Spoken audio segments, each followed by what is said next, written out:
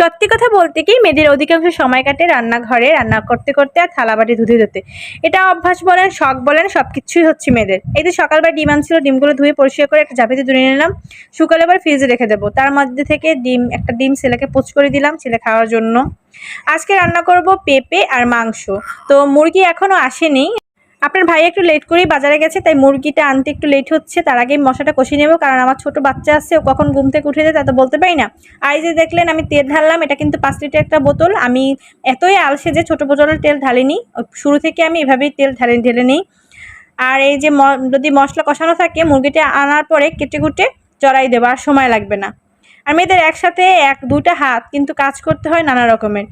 এই যে দেখছেন একসাথে 2টা তরকারি রান্না করছি, ওদিকে আবার ভাত রান্না করব। তারপরে মাঝে মাঝে ছেলেকে দেখে আসি, বড় ছেলেটাকে এটা ওটা খাবার দেই।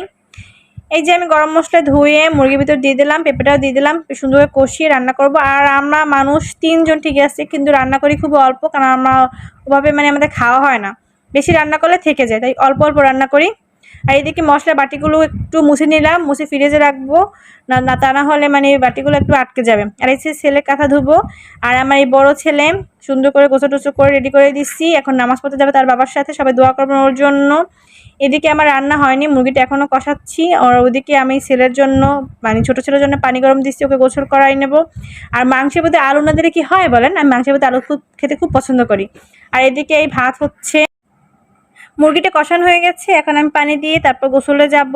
তো সবাই দোয়া করবেন আমার জন্য, ভালো লাগলে অবশ্যই পাশে থাকবেন। আসসালামু আলাইকুম, আল্লাহ হাফেজ।